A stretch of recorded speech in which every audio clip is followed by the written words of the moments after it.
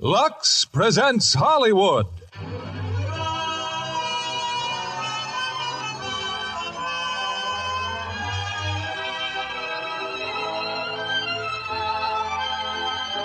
The Lux Radio Theatre, starring Bette Davis, Ann Baxter, Reginald Gardner, and Gary Merrill in All About Eve. Greetings from Hollywood, ladies and gentlemen. While I was directing plays on the New York stage, I had a first-hand opportunity to watch the frantic struggle of young actresses to attain stardom in the theater. But I'm happy to say that none of them used the tactics of the young woman in our play tonight, All About Eve. I first read of Eve's unorthodox behavior in a magazine story by Mary Orr entitled The Wisdom of Eve. And I was delighted to see 20th Century Fox turn it into the Academy Award-winning picture of 1950. A portion of this honor may be attributed to the unforgettable performances of Bette Davis, Ann Baxter, and Gary Merrill.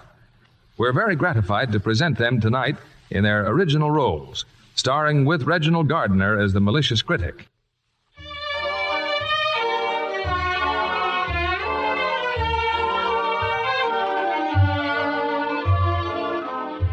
To those of the New York theater, no other tribute, critical acclaim, or glorification can approach the heights of recognition represented in the Sarah Siddons Award for Distinguished Achievement.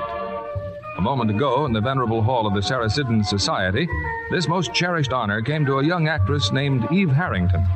Among the many eminent personalities present is the noted critic Addison DeWitt.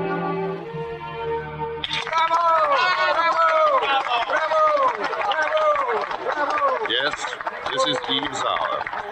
Beautiful, radiant, poised, she's about to make her speech of acceptance. The hall rings with applause and bravos. Everyone is looking at Eve. All except Karen Richards. Karen's made a little pile of crumbs on the tablecloth. She's patting it with a spoon, staring at it absently. I wonder what Karen Richards is thinking about. Eve Harrington. It seemed a lifetime ago, that rainy night in October. I hurried down the alley to the stage door.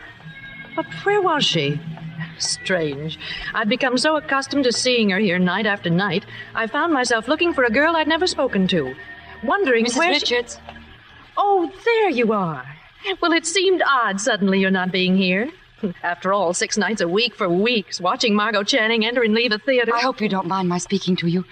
It took every bit of courage I could raise. To speak to a playwright's wife? I'm the lowest form of celebrity. You're Margot Channing's best friend. You and your husband are always with her. Tell me, what do you do in between the time Margot goes in the theater and comes out? Just huddle and wait? Oh, no. I see the play. See the play? You mean you've seen every performance? Yes. Well, apart from everything else, don't you find it expensive? Standing room doesn't cost much. I manage. You're coming with me, young lady. I'm going to take you to Margot. Oh, no. Oh, yes, she's got to meet you. Oh, no. I'd be imposing on her. I'd be just another tongue-tied, gushing fan. There isn't another like you. There couldn't be. Oh, by the way, what's your name? Eve Harrington. Margot was in her dressing room. Lloyd, my husband, was with her, and, of course, Bertie, Margot's maid. Good morning, Karen. Margot's just been interviewed by a lady reporter from the South. And the minute it gets printed, they're going to fire on Gettysburg all over again. It was Fort Sumter they fired on. Bertie, where's my cold cream? Lloyd, honey, be a playwright with guts. Write me a play about a nice, normal woman who just shoots her husband. I find these wisecracks increasingly less funny, Margot. Aged in Wood happens to be a fine and distinguished play. That's my loyal little woman. Oh, relax, kid. It's just me and my big mouth. Well, it's just that you get me so mad sometimes. Of all the women in the world with nothing to complain about. Ain't it the truth? Yes, it is. You're talented, famous, wealthy. People waiting around night after night just to see you, even in the rain. Autograph fiends, little beasts. They're your fans, your audience. They're nobody's audience. They never see a play or a movie, even. They're never indoors long enough. Well, there's one indoors right now. I brought her back to see you. You've what? She's just outside the door. Bertie. Yeah? The heave-ho. Now, you can't put her out, Margot. She worships you. You must have spotted her by now. She's always there. Oh, I know. The mousy one with the trench coat and the funny hat. Yes. Oh, how could I miss her every night, every matinee? Oh, come in, Eve. Margot, This is Eve Harrington. How do you do, my dear? Oh, brother. Hello, Miss Channing. My husband? Hello, Miss Harrington. How do you do, Mr. Richards? And this is my dear friend and companion, Miss Bertie Coonan. Oh, brother. Miss Coonan? Oh, brother, what? When she gets like this, all of a sudden she's playing Hamlet's mother. I'm sure you must have things to do in the bathroom, Bertie, dear. If I haven't, I'll find something till you get normal. Dear Bertie. I was just telling Margot and Lloyd how often you've seen the play. Yes, every performance. Well, then, am I safe in assuming that you like it?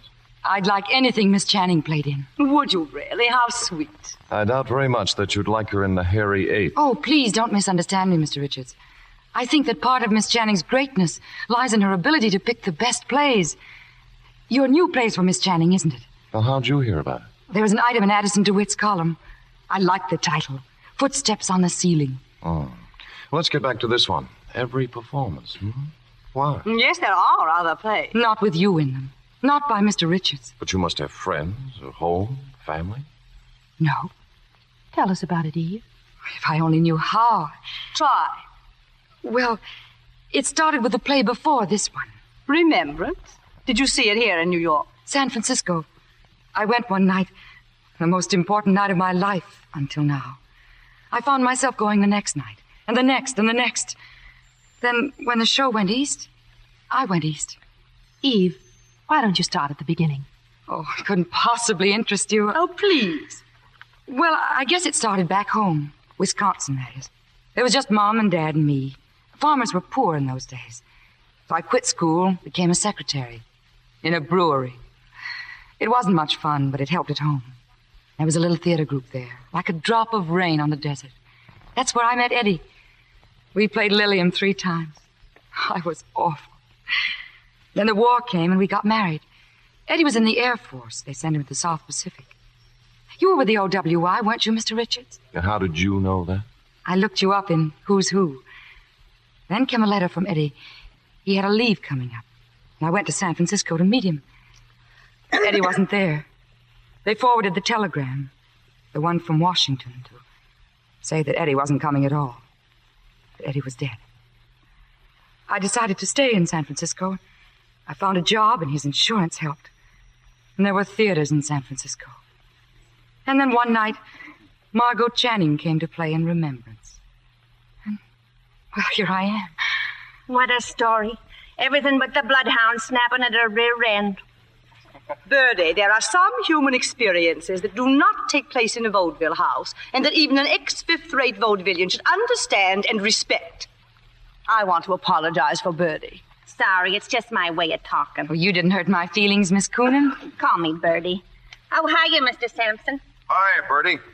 For your information, Margot, my plane takes off in 47 minutes. And how do I find you? Not ready yet and looking like a junkyard. Thank you so much. Does my career mean nothing to you? Have you no human consideration? Show me a human, and I might have. Oh, Bill. The airlines have clocks even if you haven't. I start shooting a week from Monday. Bill. I'm a junkyard. Bill, this is Eve Harrington. Hi. My wonderful junkyard. The mystery and dreams you find in a junkyard. Heaven help me, I love a psychotic. Oh, hello. What's your name? Eve Harrington. You've already met. Where? Oh, Eve, you're not going. I think I'd better. It's been...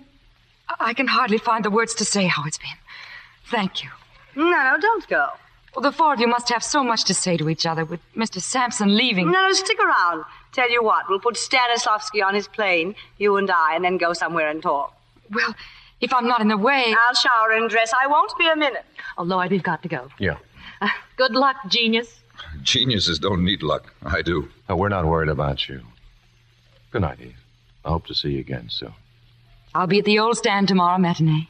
This time, as a friend. I'll never forget this night as long as I live, Mrs. Richards. And I'll never forget you for making it possible. I can't remember why Lloyd and I had to leave, but I do remember that as we left, Eve started talking to Bill. So you're going to Hollywood, Mr. Sampson? Just for one picture. Why? I just wondered. Just wondered what? Why you'd want to go out there. I mean, when a man's the best and most successful young director in the theater... The theater.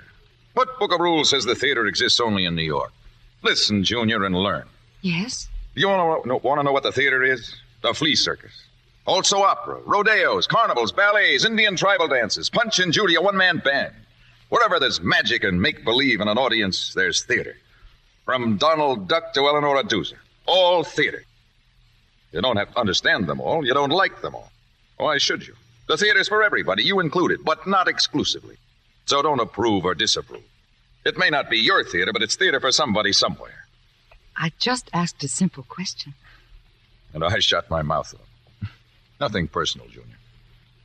Margot, I'm leaving here in exactly 3 seconds. So am I, if I can find my coat. It's right where you left it. Oh. Any messages for Tyrone Power, Bertie? Just give him my phone number.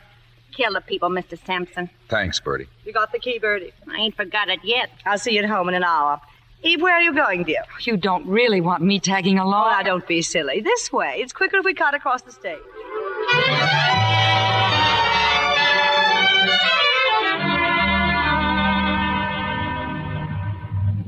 Where is she, Bill? What happened to Eve? Oh, she's at the desk picking up my tickets.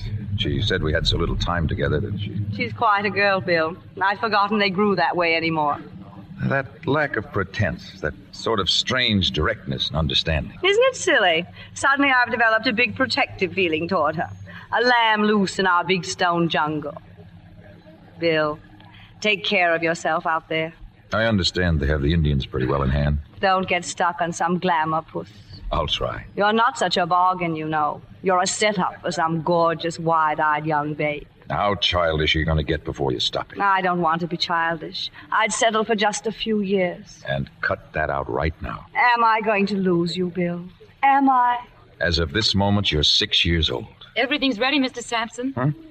Oh, thanks, Eve. Your tickets, they'd like you to get right on the plane. But you've been very helpful. Good luck. Goodbye, Mr. Sampson. Knit me a muffler, Margot. Kiss me goodbye, Bill. Call me when you get in. On the hour. Hey, Junior, keep your eye on her. She's a loose lamb in a jungle.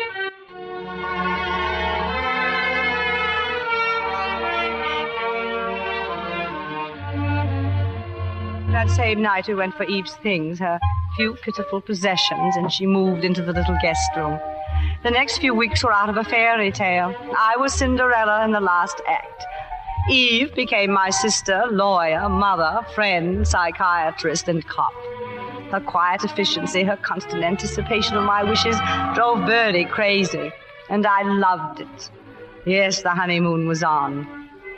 Early one morning, the telephone awakened me. I was half groggy with sleep, and the operator made no sense at all. We are ready with your call to Beverly Hills, California. Where? What call? We are ready with the call you placed for 12 midnight California time to Mr. William Sampson in Beverly Hills. Go ahead, please. Margot, what a wonderful surprise.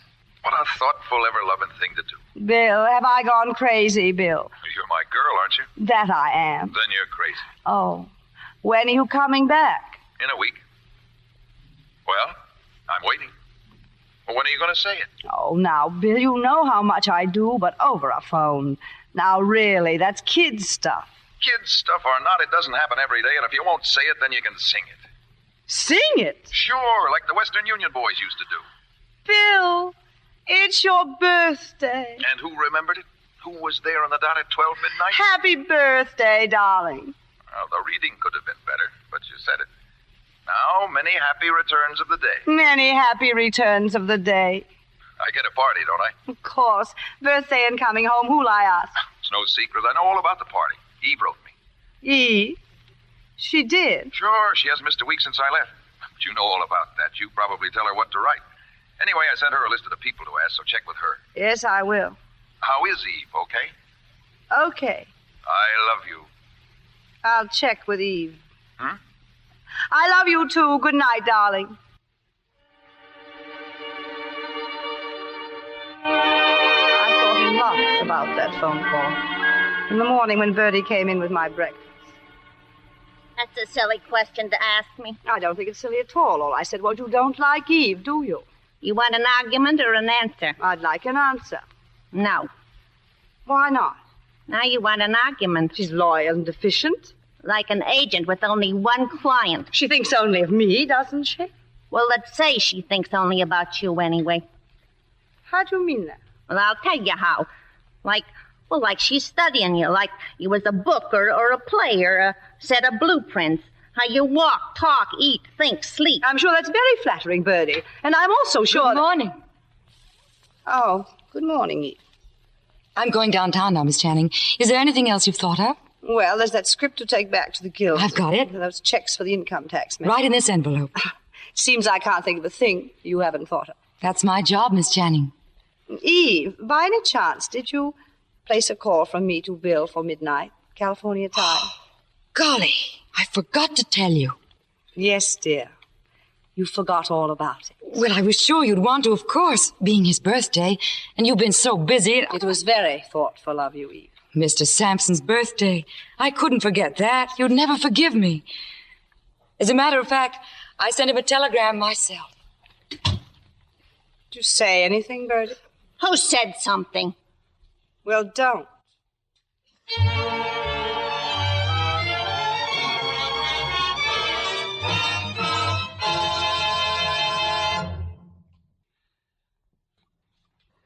Act 2 of All About Eve, starring Betty Davis as Margot, Ann Baxter as Eve, Reginald Gardner as Addison DeWitt, and Gary Merrill as Bill.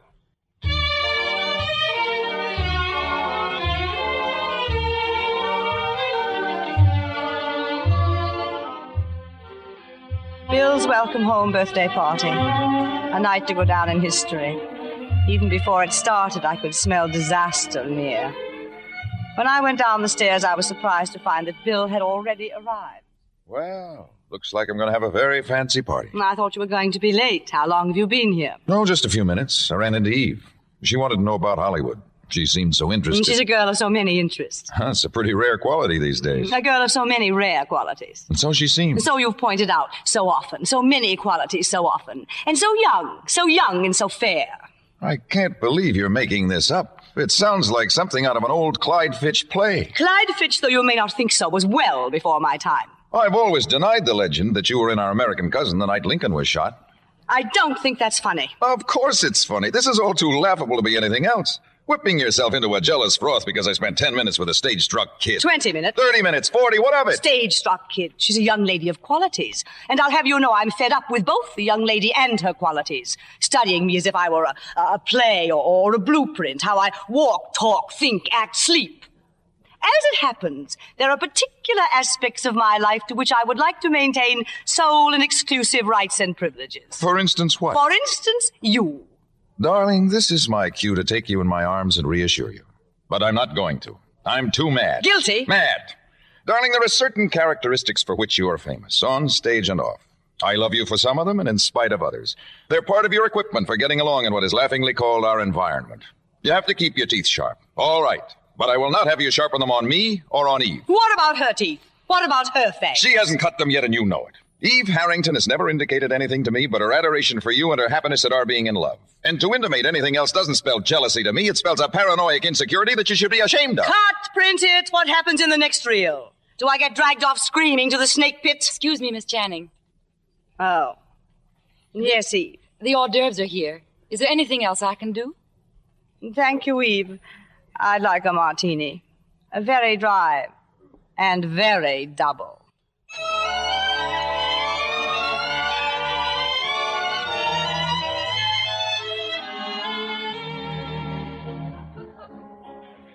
Well, I've been looking for you, Margot. Carrie and I have to run along. It's been a real swell party. Where's Karen? Upstairs, Lloyd? Getting her coat, I think. How's the new play coming along? Footsteps on the ceiling? All right, I guess. The girl, is she still 20? 20-ish. It's not important. Don't you think it's about time it became important? Margot, you haven't got any age. Margot Channing is ageless. Spoken like a press agent. Lloyd, I'm not 20-ish. I'm not 30-ish. 3 months ago, I was 40 years old. 40.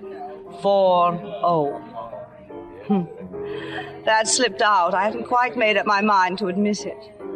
Now I suddenly feel as if I had taken all my clothes off. Week after week, to thousands of people, you're as young as you want. As young as they want, you mean. And I'm not interested whether thousands of people think I'm 600 or 600. Just one person, isn't that so? You've had another fight with Bill, right? Bill's 32. He looks 32. He looked at 5 years ago, and he'll look at 20 years from now. I hate men. Don't worry, Lloyd. I'll play your play. I'll wear rompers and come in rolling a hoop if you like. Now get out of here. Go find your wife.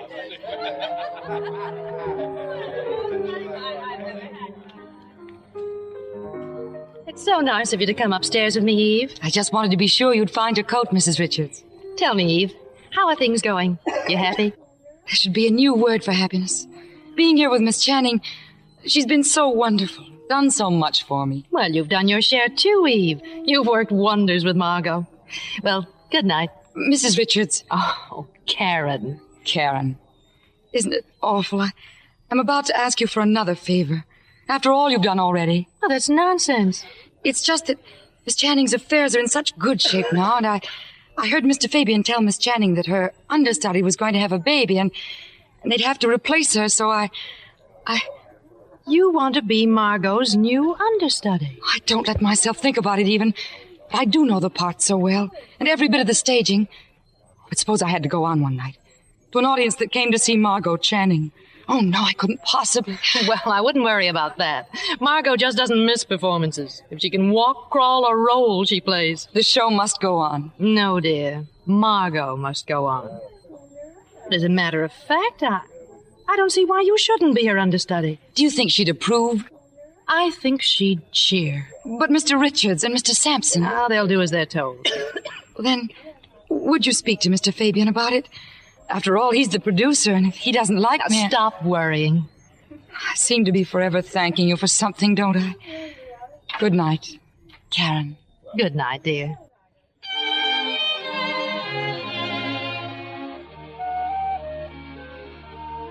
So Eve became Margot's understudy. Naturally, I assumed that Margot knew and approved. Then, one Friday afternoon, Margot went to the theater. Someone else was leaving the cast, and Margot had consented to help with an audition. A friend of Addison DeWitt's, a Miss Caswell, was trying out for the part.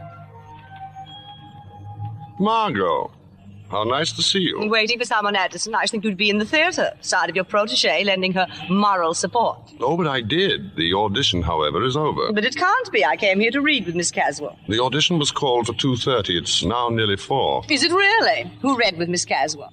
Bill? No. Lloyd? No. Well, it can't have been Max. Who? Well, naturally enough, your understudy. Well, I consider it highly unnatural to allow a girl in an advanced state of pregnancy. I refer to your new understudy, Miss Eve Harrington. Eve? My understudy? Didn't you know? Of course I knew. It just slipped your mind. And how was Miss Caswell? Frankly, I don't remember. It just slipped your mind. Completely. Nor can anyone else tell you how Miss Caswell read, or whether Miss Caswell read or rode a pogo stick. Was she that bad? Margot, as you know, I have lived in the theater as a Trappist monk lives in his faith. And once in a great while, I experienced that moment of revelation for which all true believers wait and pray. You were one, Eve Harrington is another. I take it you read well. It was something made of fire and music, brilliant, vivid, unforgettable. How nice. In time, she'll be what you are. A mass of fire and music. That's me. An old kazoo with some sparklers. Tell me, was Bill swept away too? Or were you too full of revelation to notice? Bill didn't say, but Lloyd was beside himself. He listened to his play as if it had been written by someone else. He said it sounded so fresh, so new, so full of meaning. How nice for Lloyd, how nice for Eve, how nice for everyone. Eve was incredibly modest. She insisted that Lloyd felt as he did, only because she read his lines exactly as he'd written them. The implication being that I have not been reading them as written? To the best of my recollection, neither your name nor your performance entered the conversation. May I give you a lift somewhere? No, I came here to help with an audition. I'll just run on in to see, so they'll know I did come after all. I must start wearing a watch. I never have, you know.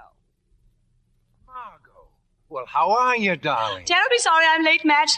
Lunch was long and I couldn't find a cab. Well, shall we start? Where's Miss Caswell? Oh, hello, Bill. Hello, Lloyd. Oh, hello, Eve. Hello, Miss Channing. It's all over, Margot. What's all over? The audition. Eve read with Miss Caswell. Eve? Oh, how enchanting. However did you get the idea of letting Eve read? Well, she's your understudy. Eve, my understudy. I had no idea. Why, I thought you knew. She was put on over a week ago. Miss Channing, I can't tell you how glad I am that you arrived so late. Really, Eve? Why? If you'd been here to begin with, I never would have dared to read. I couldn't have. What a pity, all that fire and music going to waste. What fire and music? You wouldn't understand. I was dreadful, Miss Channing, believe me. Oh, I'm sure you underestimate yourself, Eve. You always do. No, you'd have been proud of her, Margot. Eve was a revelation. Oh, to you too, Lloyd. What do you mean by that? Well, I mean, among other things, it must have been a revelation to have a 24-year-old character played by a 24-year-old actress. Also, it must have seemed so new and fresh to you, so exciting to have your lines read just as you wrote them. Addison. You've seen Addison. So full of meaning, fire, and music. You've been talking to that fishwife. In this case, apparently as trustworthy as the World Almanac. You knew when you came in here that the audition was over, that Eve was your understudy, playing that childish little game of cat and mouse. Not mouse, never mouse. If anything, rat. This genius of yours for making a barroom brawl out of a perfectly innocent misunderstanding at most. Perfectly innocent. Men have been hanged for less. I'm lied to, attacked behind my back, accused of reading your silly dialogue inaccurately, as if it were the holy gospel. I never said it was. When you listen as if someone else has written your play, whom do you have in mind? Arthur Miller, Sherwood, Beaumont, and Fletcher? What makes you think either Miller or Sherwood would stand for the nonsense I take from you? You better stick to Beaumont and Fletcher.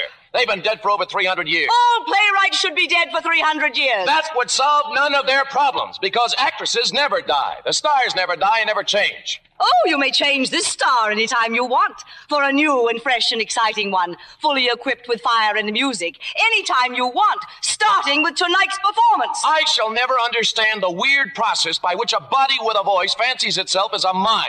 Just when exactly does an actress decide they're her words she's saying and her thoughts she's expressing? Usually at the point when she has to rewrite and rethink them to keep the audience from leaving the theater. It's about time the piano realized it has not written the concerto. And you, I take it, Bill, are the Paderewski who plays his concerto on me, the piano? Where is Princess Fire and Music? Who? The kid, Junior. Gone. I must have frightened her away. I wouldn't be surprised. Sometimes you frighten me. Nothing but a body with a voice. No mind. Oh, what a body. What a voice. Oh. Ah, now calm down. The gong rang, the fight's over. I will not calm down. Don't calm down. You're being terribly tolerant, aren't you? I'm trying terribly hard. Well, you needn't be. I will not be tolerated, and I will not be plotted against. Here we go. Such nonsense. What do you all take me for? Little Nell from the country? She's been my understudy for over a week, arrives here for an audition when everyone knows I will be here, and gives a performance. Out of nowhere, gives a performance. You've been all through that with Lloyd. The playwright does not make the performance, and it doesn't just happen, and this one didn't. Full of fire and music and whatnot. Carefully rehearsed, I have no doubt. Full of those Bill Sampson touches. I'm sick and tired of these paranoid outbursts. I didn't even know Eve Harrington was your understudy until 2:30 this afternoon. Tell that to Dr. Freud, along with the rest of it. No, I'll tell it to you. For the last time, I'll tell it to you. I love you. You're a beautiful and an intelligent woman. A body with a voice. And a great actress. You have every reason for happiness. Except happiness. Every reason. But due to some uncontrollable, unconscious drive, you permit the slightest action of a kid like Eve to turn you into an hysterical, screaming harpy. Now, once and for all, stop it. Well, it's obvious you're not a woman. I've been aware of that for some time. Well, I am. I'll say. Don't be condescending. Now, come on, Margot. Let's get out of here. I'll buy you a drink. Well, I'll admit I may have seen better days, but I'm still not to be had for the price of a cocktail, like a salted peanut. Margot, let's make peace. Terms are too high. Unconditional surrender. Just being happy? Just stopping all this nonsense about Eve and Eve and me? Oh, it's not nonsense. I wish it were. Margot, tell me what's behind all this. I don't know, Bill. Just a feeling. I don't know. I think you do know, but you won't or can't tell me. I said before it was going to be my last try, and I meant it. I just can't think of anything else to do. I wish I could. Goodbye, Margot. Bill, where are you going? To find Eve? That suddenly makes the whole thing believable. Oh, Bill. Bill.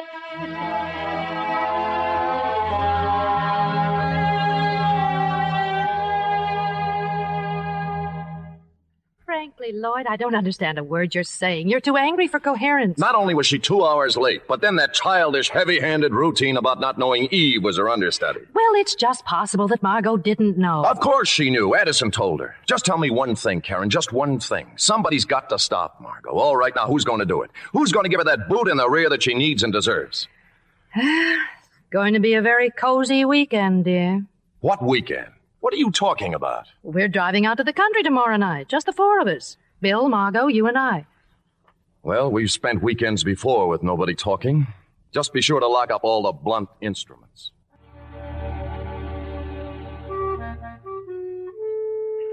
Lloyd was right, of course, that boot Margot had coming to her. Heaven knows she deserved it. We'd all felt those size 5s of hers often enough. But how? How to do it? And then it came to me, my big idea. Only 2 people in the whole world would know. Also, the boot would land where it would do the most good for all concerned. After all, it was nothing more than a perfectly harmless joke, which Margot herself would be the first to enjoy, and no reason at all why she herself shouldn't be told about it in time. My big idea required a telephone call. Hello? Oh, this is Mrs. Richards. Will you please call Miss Harrington to the phone? Yes, Miss Eve Harrington.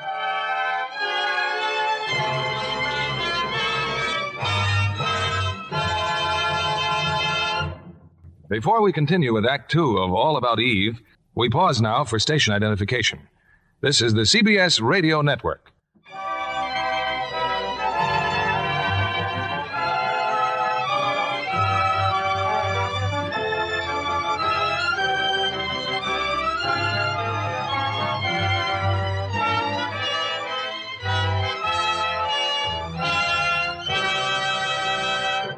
The curtain rises on Act 3 of All About Eve, starring Bette Davis as Margot, Ann Baxter as Eve, Reginald Gardner as Addison DeWitt, and Gary Merrill as Bill.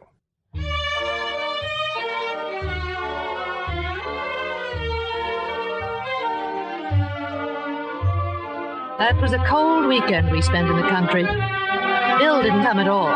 Margot didn't know where he was and didn't care, she kept saying. Somehow we staggered through.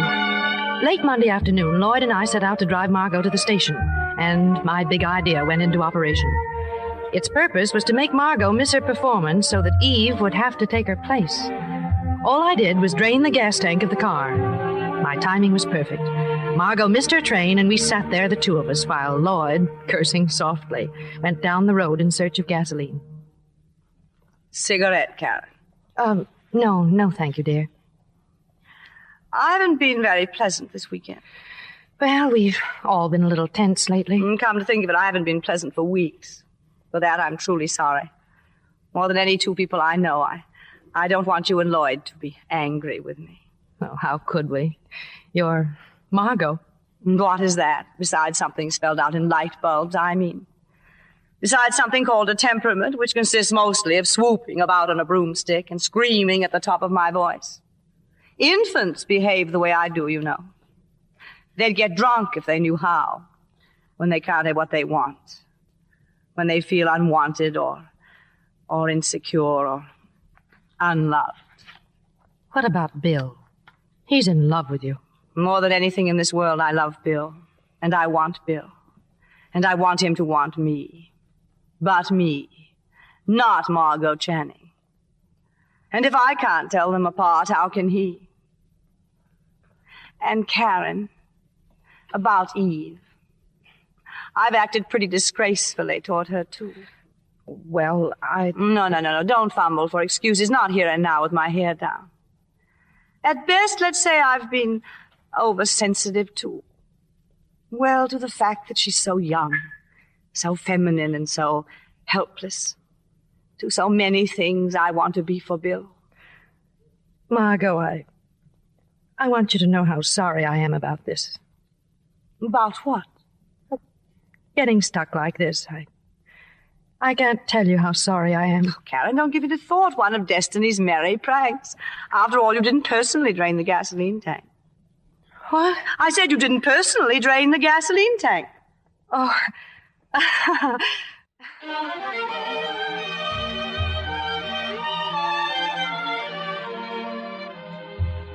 This is Addison DeWitt. It is now my turn to tell you all about Eve. That night, with Margot Channing marooned in the country, Eve Harrington took her place on the stage. Her performance was magnificent.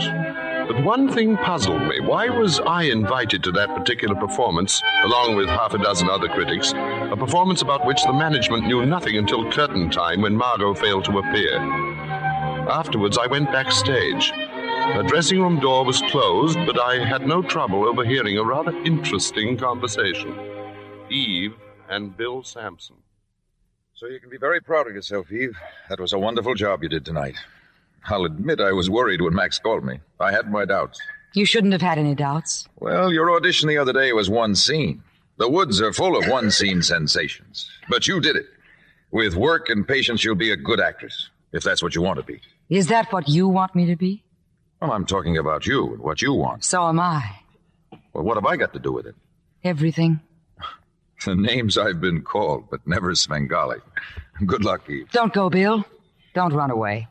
From what would I be running? You're always after the truth, on stage. What about off? I'm for it. Then face it. Ever since that first night here in this theater. When I told you what every young actress should know? When you told me that whatever I became, it would be because of you. Your makeup's a little heavy. And for you. You're quite a girl. You think? I'm in love with Margot. Hadn't you heard? You hear all kinds of things. I'm only human. Rumors to the contrary. And I'm as curious as the next man. Find out. One thing. What I go after, I want to go after. I don't want it to come after me. Just score it as an incomplete forward pass.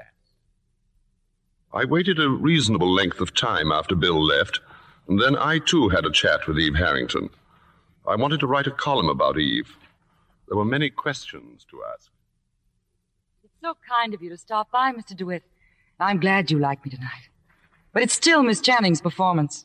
I'm just the carbon copy you read when you can't find the original. I've heard about your modesty, Miss Harrington, but I think the time has come for you to shed some of your humility.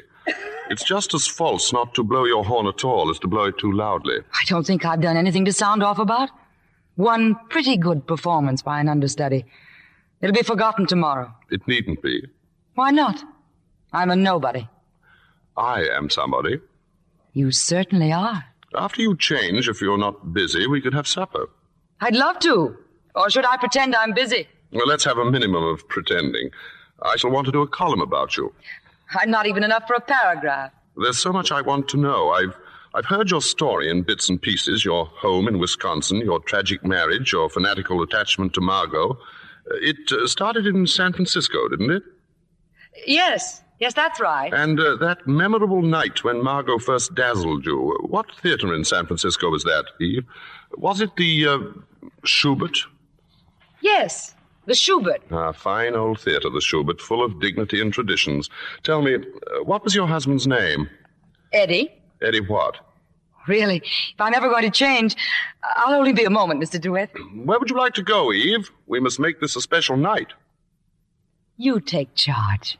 Thank you. I believe I will.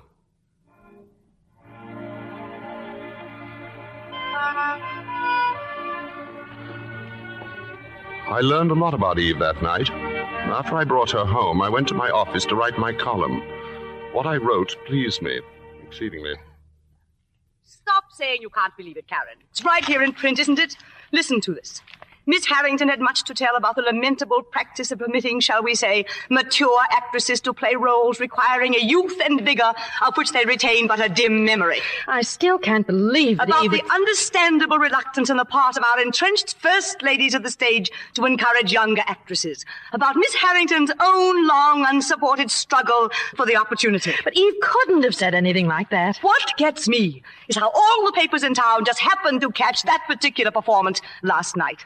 The little witch must have sent out Indian runners. Well, she won't get away with it. Nor will Addison DeWitt and his poison pen. And don't try to tell me I came as soon as I read that piece of filth. Oh, Bill, thank goodness. Oh, Bill. Margot, Bill. I ran all the way. Bill's here, baby. Everything's all right now. I guess at this point you and Margot might rather be alone. Yeah, do you mind, Karen? Margot, baby. Thanks, Karen. We'll phone you later.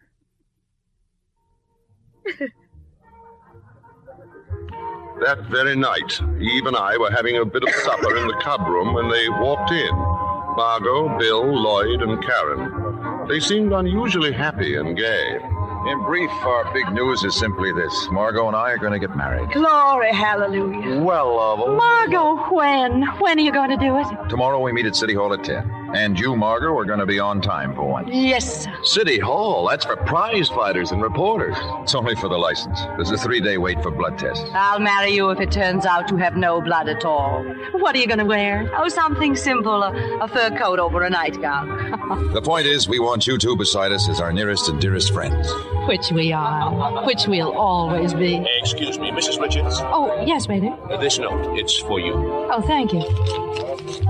Very indiscreet, Karen. Next time, tell your lover to blow smoke rings or tap a glass. The world is full of love tonight, Lloyd. No woman is safe. Well, this beats all world's records for running, jumping, or standing gall. Margot, here, read this. Please forgive me for butting into what seems such a happy occasion, but it's most important that I speak with you. Please. And that's underlined. Meet me in the ladies' room.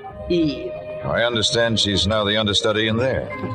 Well, after all, maybe Eve just wants to apologize. I have no possible interest in anything she'd have to say. But what could she say? That's what fascinates me. Go on, Karen, find out. Karen, during all the years of our friendship, I have never let you go into the ladies' room alone. Now I must. I am busting to find out what's going on in that feverish little brain waiting in there. Well, all right.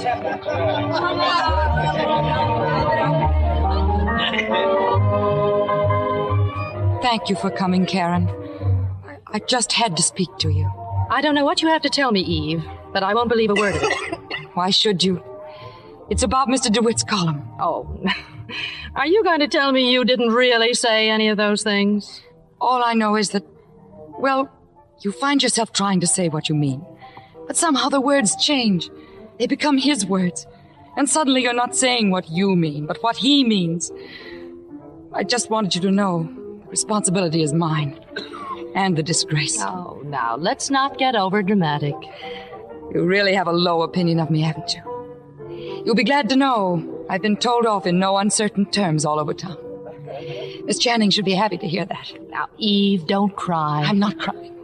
After all, you still have a powerful friend left in Addison DeWitt. He's not my friend. You were my friends. I wish I'd never met him. I'll never get over this. Never. Oh, yes, you will. You're very young and very talented, and believe it or not, if there's anything I can do... There is something. Yes. I think I know. Something most important you can do. Lloyd's new play. You want to play the lead. You want me to tell Lloyd I think you should play Cora. If you told him to, he'd give me the part. He said he would. Don't you know that part was written for Margot? It might have been 15 years ago. It's my part now. You've got to tell Lloyd it's for me. I don't think anything in the world would make me say that. Addison wants me to play it. Over my dead body. That won't be necessary, Karen. Eve. Addison knows how Margot happened to miss that performance last night. And how I happened to know she'd miss it in time to call him and notify every paper in town. Oh, you better sit down, Karen. You look a bit wobbly. If I play Cora, Addison will never tell what happened, in or out of print. A simple exchange of favors. I'm so happy I can do something for you at long last. Your friendship with Margot, your deep, close friendship. What would happen to it, do you think, if she knew the cheap trick you'd played on her for my benefit? No. It'd be so much easier for everyone concerned if I were to play Cora. So much better theater, too. You do all that just for a part in a play. I'd do much more for a part that good. Excuse me, Karen. Addison's waiting. Care to look at a menu, Eve? But you can't be very hungry after all that humble pie. Oh, nothing of the kind. Karen and I had a nice talk. Including a casual reference to the part of Cora and your hopes of playing it. I discussed it very openly. And Karen mentioned, of course, that Margot expects to play the part. Oddly enough, she didn't say a word about Margot. Just that she'll be happy to do what she can to see that I play the part. Just like that, huh? Just like that. You know, Eve, sometimes I think you keep things from me. I don't think that's funny. Wasn't meant to be. I confide in you and rely on you more than anyone I've ever known. To say a thing like that now, without any reason, when I need you more than ever. I hope you mean what you say. I intend to hold you to it. We have a great deal in common, it seems to me.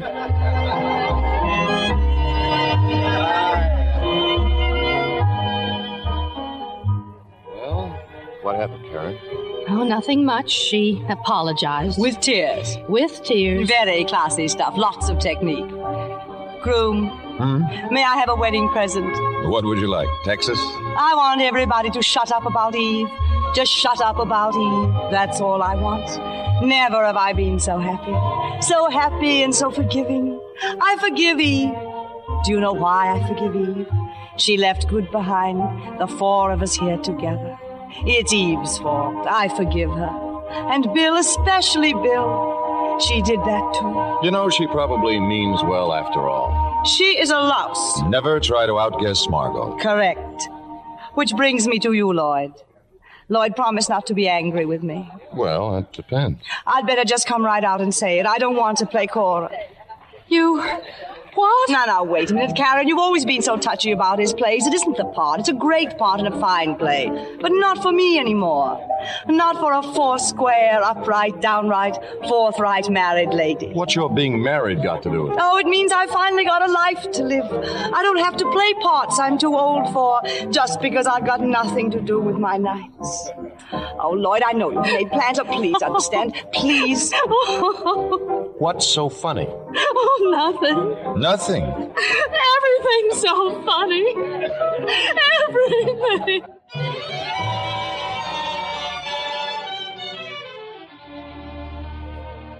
In due time, they were wed, Margot and Bill. Also in due time, rehearsals started for the new play starring Eve Harrington.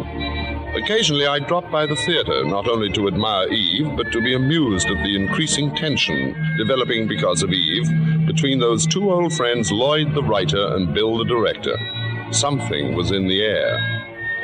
The play was now ready for its out-of-town opening in New Haven. That afternoon, I saw Eve at her hotel. Isn't it strange, Edison? I thought I'd be panic-stricken. Want to run away or something. Instead, I can't wait for tonight to come. To come and go. Are you sure of tonight? Aren't you? Frankly, yes. It'll bring me everything I've ever wanted. The end of an old road, the beginning of a new one. All paved with diamonds and gold? You know me better than that. And paved with what, then? Stars. What time is it? Almost 4. Oh, good. Plenty of time for a nice long nap. You could sleep now, couldn't you? Why not? The mark of a true killer. Sleep tight, rest easy, and come out fighting. Why did you call me a killer? Or did I say killer? I meant champion. I get my boxing terms mixed. Oh, by the way, there'll be a party here tonight. You'll come, won't you? We're having everyone up after the performance. We are? Lloyd and I. I find it odd that Karen isn't here for the opening, don't you? She's always been so fanatically devoted to Lloyd. Addison, a few moments ago, I said this would be a night to remember. I didn't mean just the theater. What else? Lloyd. He's going to leave Karen. We're going to be married. So that's it. Still just the theater after all. It's nothing of the kind. Lloyd loves me. I know nothing of Lloyd and his loves. I leave those to Louisa May Alcott, but I know you. I'm in love with Lloyd. Oh, Addison, won't it be just perfect? There's no telling how far we can go. He'll write great plays for me. I'll make them great. You're the only one I've told, the only one who knows, except Lloyd and me. And Karen? She doesn't know. She knows enough not to be here. But not all of it. Not that Lloyd and I are going to be married. Well, say something. Anything. Congratulations. Skål. Good work, Eve. What do you take me for? Is it possible, even conceivable, that you've confused me with that gang of backward children you've played tricks on? That you've the same contempt for me you have for them? I'm sure you mean something by that, Addison. I don't know what. I'm nobody's fool, Eve. Least of all yours. I never intended you to be. Yes, you did, and you still do. I still don't know what you're getting at. You know it as well as I do. That Lloyd may leave Karen, but he will not leave her for you. What do you mean by that? I have not come to New Haven to see the play, discuss your dreams, or climb the ivy walls of Eli Yale. I have come here to tell you that you will not marry Lloyd Richards, or anyone else for that matter, because I will not permit it. Will not permit it? That sounds medieval, something out of an old melodrama. So does the history of the world for the past 20 years. Frankly, I had hoped that somehow you would have known, that you'd have taken it for granted that you and I... You and I? Now remember, as long as you live, never to laugh at me. At anything or anybody else, but never at me. Now, to begin with, your name is not Eve Harrington. It's Gertrude Schlesinski. Get out. It's true that you worked in a brewery, but life among the malt and hops was apparently not as dull as you pictured it. In fact, it got less and less dull until your boss's wife had your boss followed by detectives. She never proved anything, not a thing. But the $500 you were paid to get out of town brought you straight to New York, didn't it? She was a liar. She was a liar. There was no Eddie, no pilot. You've never been married. That was not only a lie, but it was an insult to dead heroes and to women who loved them. San Francisco has no Schubert Theatre. You've never been to San Francisco. That was a stupid lie and not worthy of you. I had to meet Margot. I had to say something, be somebody, make her like me. But she did like you. She helped you and trusted you. You paid her back by trying to take Bill away. That's not true. After you failed with Bill, you used my name and my column to blackmail Karen into getting you the part of Cora, and you lied to me about it. No. Sweetie, I had lunch with Karen not 3 hours ago. As always with women, she told me more than she learned. That I should want you at all suddenly strikes me as the height of improbability, but that in itself is probably the reason. You're an improbable person, Eve, and so am I. We have that in common. Also, an inability to love, insatiable ambition, and talent. We deserve each other. Are you listening to me? Yes, Addison. And you realize and you agree how completely you belong to me? Yes, Addison. Then take your nap. And good luck for tonight. I won't go on tonight. I couldn't, not possibly. I couldn't go on. You'll give the performance of your life. I won't. I can't.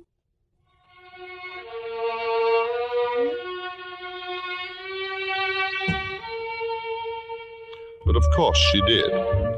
And ever since, her triumph has endured. That is why she's here tonight, here at the Sarah Siddons Society. Eve is now on the dais, so gracious and modest, telling the honored members and distinguished guests that the award belongs not to her, but to those who made it possible, Margot and Karen, Bill and Lloyd. Let's listen in. For without their confidence in me, their kindness and friendship and faith, this night could never have been. How can I ever repay them?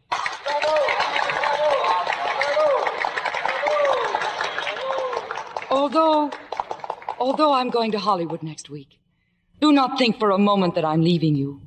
My heart is here in the theater. I'll be back to claim it, and soon.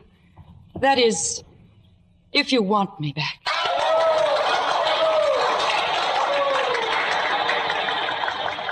She's coming toward me now, to our table.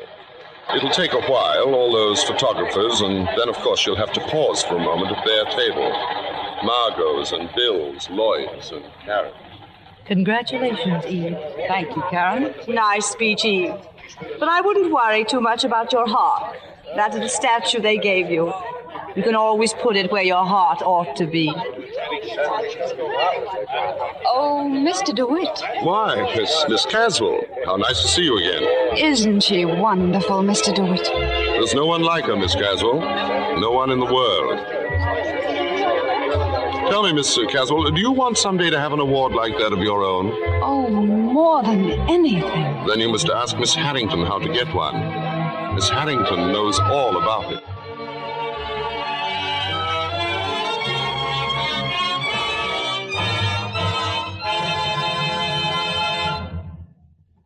We hope you enjoyed our show as much as our star has enjoyed doing it for you. And here they are, an outstanding cast to take a bow for outstanding performances. Betty Davis, Ann Baxter, Reginald Gardner, and Gary Merrill. Ann, how nice to have you back again. We haven't seen you here since the arrival of little Katrina. You know how I love appearing on the Lux Radio Theatre. All this talk of young children. Why didn't anyone ask me to be a godfather? You think you're quite the type? After listening to you for the last hour, I thought you relished little children as part of your diet. This is the Columbia Broadcasting System.